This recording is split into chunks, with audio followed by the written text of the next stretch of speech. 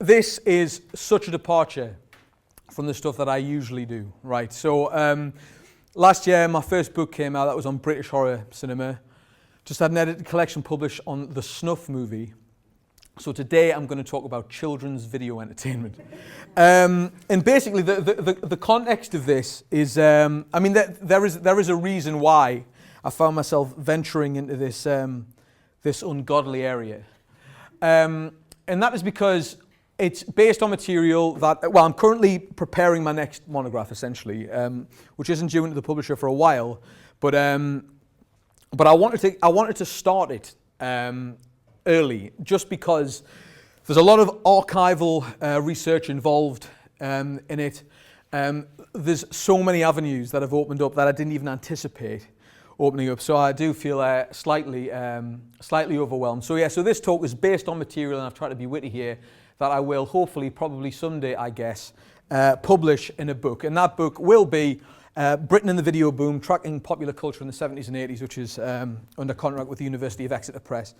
And basically, to give you a general overview of the book before I launch into precisely what I'm going to be talking about today, is that it's going to, I'll just flip through all these. So it's going to historicize the early video rental culture in Britain, from when it started in 1978 up until, well, effectively the arrival of Blockbuster in the early 1990s. And I'm going to sort of explore in more detail than has ever been done video distributors, both independent and major, look at the phenomenon in video shops and mail order clubs. So I will talk a little bit about pornography, but not a lot.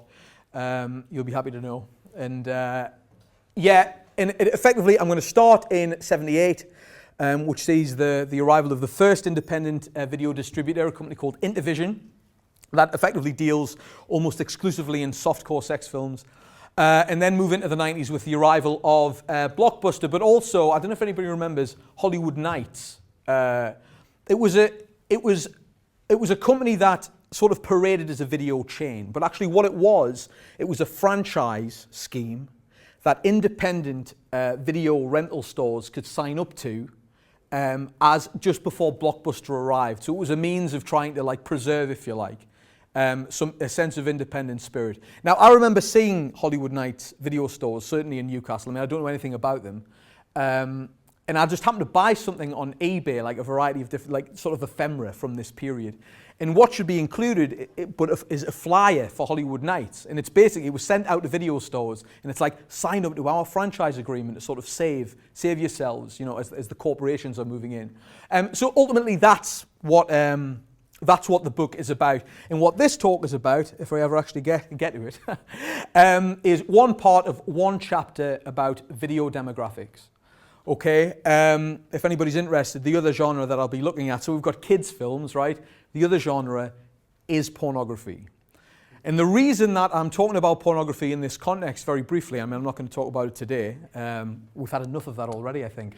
The reason why I'm aligning children's films with pornography is because in the industry, those kinds of things, they're not feature films, which constitute what you would call the mainstream, if you like, of video technology. We'd refer to them as side stream content. So in America, and Dan Herbert's written a really good book about video culture in America, he argues that a lot of independent firms would get into the industry by releasing side stream content, things like workout videos, right? Children's entertainment and pornography. They were seen to be like an easy inroad into the video industry. In Britain, it was slightly different. Everybody was all about feature films at first, for the majority. But of course, there was a certain amount of side streaming as well. Now, before I get on to the meat of the act, if you will, and I'm a vegan, so I can say that with a sense of irony. These are the commonly held views about the early video period in Britain. And as Ollie lucidly put, most of these discussions have emerged out of a fan context, a fanish context. This is when the Academy was not really interested in exploring these avenues. Okay, so you get books like Alan Bryce's Video Nasties, which comes out of the Dark Side horror magazine. You get Art of the Nasty, which is compiled by Nigel Wingrove, who owns a a horror film distributor, and Mark Morris, who runs, who provides sort of extra features for DVDs nowadays. So this is the fanish context, and this is how it's written about. So just to quote the blurb on the back of Art of the Nasty, the early video distributor was brash and out for profit. Video's image was the catalyst of its own demise. And Alan Bryce, enterprising distributors filled the shelves of video rental shops with lurid shockers. In fact, in the early days, the only movies you could rent on video were low-budget sex and horror titles. It was a golden age. Now, so they're saying that there was a lot of horror and sex films available. And that's fine, and that's true. But there are some problems with that fanish generalization, and that's not to discredit fans, because I mean, I am one. But with horror fandom, there is a tendency to be hyperbolic, and that's fine, because we're passionate about certain things. But one of the downsides, the flip side of that, is that you get a very murky history. So in academic circles, in fan circles, everybody talks about the video nasties, when in the 1980s lots of films were banned. And yeah, like horror fans do talk about it being a golden age of sex and exploitation films, but there are some problems with that history, okay? Firstly, and this is obvious, but it's worth stating, there was more than sex and horror films. There were more. There was more. There was more. There were more. Were? Was. Thank you very much. See, that's what I put. See, I knew that. I've got a PhD, you know. There was more than sex and horror available. Most distributors, and here's something that people might not know, most of the independent distributors, the kinds of distributors that were being prosecuted in the 1980s for dealing in horror and exploitation films, they didn't want to necessarily appear disreputable. You know, they didn't want to jeopardize their business by rocking the boat too hard. And if you go back and look at the trade periodicals from the time, you'll see that most of these companies, like Intervision, like Astra Video, who released Snuff and I Spit on Your Grave, all of these sort of cult horror movies, they were outwardly respectable, right? So you get video adverts which are, you know, they're talking about variety. They're talking about family entertainment. We've got things for everyone. It wasn't about, oh, come and look at our lurid sex films. There was a bit of that, but by and large, on the whole, it was about variety and trying to appeal to everyone. And of course, I might as well say this. Pornography, and like with the exception of the stuff Ollie was talking about, there wasn't a lot of porn in the 1980s. Mostly when people talk about porn from this period, they're talking about sexploitation, which is something different. It's softcore, and it was legal, right? So, and yes, sexploitation films were easy to license. So you got distributors dealing in sexploitation, but they would bury it in their catalogue. So it wasn't like, look at our catalogue of family films and all the porn. You know, it was like, we've got a variety of genres, such as and some adult entertainment, right? So pornography, sexploitation films were associated with variety more than everything else. And this meant targeting everyone. A family audience, young couples, married couples, singletons, and lastly, kids. Now this is significant because if you look at the academic work that's been done on this period, this Mac is totally freaking me out. Like, I'm not, sorry.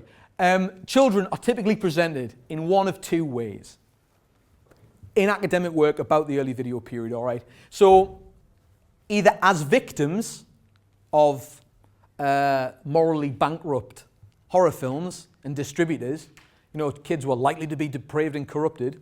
That's one way that they're presented. Or, on the flip side of that, children are presented as pawns. What have I said? Not porn, not that kind of porn. As pawns used by social guardians and policymakers to further a moralistic, censorious, and thus right-wing agenda. So kids were used in the press to effectively to help the press rally for a closure of certain kinds of businesses. So for instance, all these horror films are available. Our kids have access to these films. That's bad.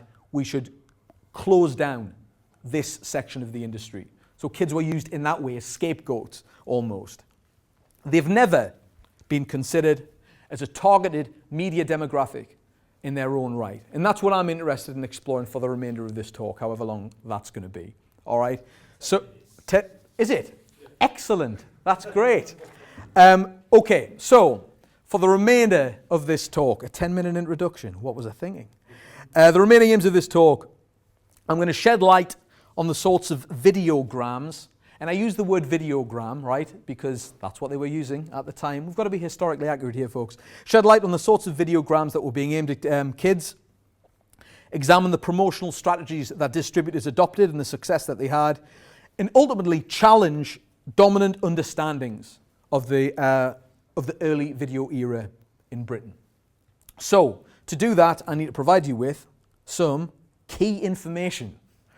Right, children's videos, or kidvids, as they came to be known, the market for this kind of stuff really starts to boom in 1982.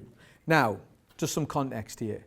The video industry starts in 1978, but it doesn't really kick off until 1980, right? So that's a couple of years of faffing about, trying to work out what's going on.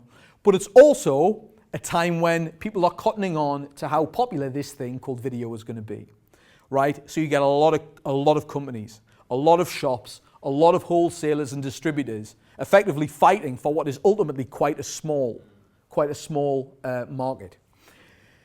Kids vids boom,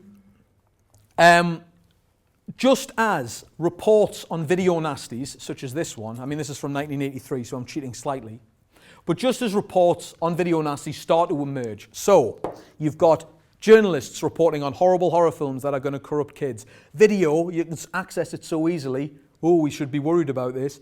Those kinds of reports. And alongside that, you've got a boom in kids' entertainment.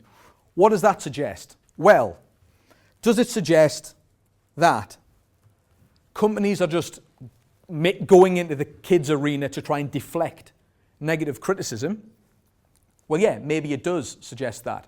However, from the research that I've done, actually, that's, for the majority of distributors, that is not the case, all right? So, and this is a key point, and I appreciate I've only got, 7 minutes to do this. But the rise in video nasty reports, the rise in journalists losing their mind over the corrupting potential of video, and effectively mirrors a period of market rationalization, i.e. when, the market started to settle down and companies had to effectively fight to remain in the business or they would go bankrupt, all right? Significantly to that then, kidvids was a genre that distributors had experimented with slightly, but they hadn't really seen the full potential of it. So what they thought they could do is, we know how to market things to children. Like we can sell stuff to a clear-cut demographic, rather than do what we've been doing over the last few years and just like release loads of films and hope for the best. Kids vids could be a way for distributors to effectively guarantee that they survived market rationalization, because they had a clear audience to market something towards. The other audience, of course, was the porn audience. That was another genre with a key demographic. Kids' videos, however, were reputable and they could be easily marketed. Luckily for video distributors, this market rationalization coincided with the publication of 2 significant empirical studies. I didn't put the references in because there wasn't enough space in that little yellow box. But effectively what the studies revealed was that children watch almost as much video material as adults, which is significant, and also the core VCR market made up of people between 23 and 35. In other words, precisely those people who have the most young children. In addition to this, one video company claims to have sold 2,000 copies of a video in 1981. Sold 2,000 copies of a video. That's a big deal. People were renting videos. They weren't buying them. People bought, video playbox in 1981. So ultimately, kids' vids were expected to have the commercial staying power to help companies survive market rationalization. 2 promotional strategies were adopted. Can I have give me a 2-minute warning, so I'll blast through. Am I all right? Thank you very much. I can relax now. Right, okay, 3 hours, right? I won't talk more than that. Okay, so 2 promotional strategies. So 1, function beyond entertainment. That means, well, I'll explain in a second. It also means education, but I don't have time to talk about that. And secondly, quality and affordability. So firstly, beyond entertainment. Right. This is an advert from, well, July 1982, just as kidvids were about to take off, right? Intervision, the company that placed this ad, was at the time, nowadays it's remembered as a video nasty distributor. Okay, it's celebrated for that. It was relaunched a few years ago in America exclusively to sell shot on video cheap horror films. That was not Intervision, right? Intervision was a company that struck deals, you know, it was the first independent video distributor to strike a deal with a Hollywood major, United Artists, right? So Intervision was a big deal back in the 1980s. And it puts this advert in video business as a trade magazine. And effectively sets the template. So it's very empathetic. It's striving to target the family market. When the weather is unreliable, so are the kids.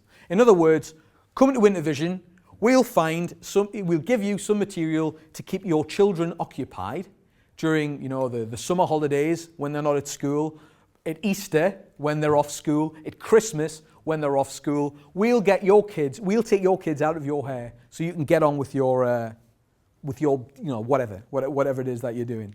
And Intervision set the bar.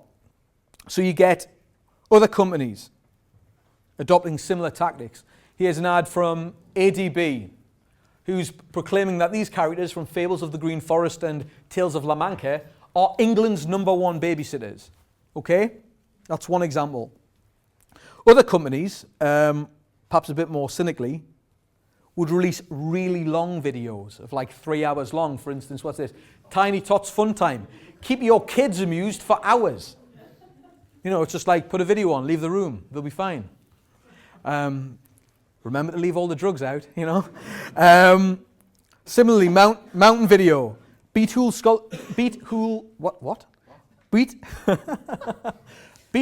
Scholarday Boredom with the cartoon collection. Again, you know, trying to sort of capitalize on the supposed completist impulses of demanding children. And also, this is really obscure. 2 videotapes from Ace Europe, which serialized a 1930s movie serial across 2 volumes of Children's Fun Show 1 and 2. So that's one strategy that they adopted. All right, the idea that these have a function beyond just entertainment. They actually can aid in pastoral care, almost. And the second one is quality and affordability. In the 1980s, it was really uncommon for people to buy videos outright. Okay, I mean, you know, Ollie listed some movies that cost what, like 40 quid. Most retailed at 60, which was 190 quid back in the 80s. A lot of money. Typically rented out between £1.50 and £4 a night. So in light of the kidvids' assumed repeatability factor, and to encourage parents to buy videos outright, distributors would often price their children's videos lower than their other releases. So you would get videos, I mean, I've said around 20 to 30 quid here. Sometimes they were £16, which if you think, that's a leap, that is a considerable leap. So clearly, companies had faith in their product that it would be able to sell, not just rent. By the same token, even though they're cheap, you know, they had to stress the quality of their product as well. So what they did is effectively capitalize on, you know, an assumed nostalgia that they thought parents would have for certain products. Okay, so you get reissues of the Superman, Max Fleischer serials. You know, I mean, they're public domain. You still get those on cheap DVD today. Popeye the Sailor Man, Tintin or Tantan, and these were shows, with the exception of Tintin, that were public domain, really old cartoons that they can market again and again and again, and ultimately there would always be a guaranteed market for it. And what's important here is that the independent companies, I think that's Ace Europe, independent companies would boast in their publicity materials how similar they were to their corporate counterparts like Disney, like Warner Brothers, right? In the case study that I'm going to end on is this company, a company called Fletcher. So what Fletcher did, and this is another sort of video nasty label as well that's remembered for releasing Farewell Africa Adio, which is like sort of like a really, really grim Mondo film. But Fletcher also dabbled in children's videos as well.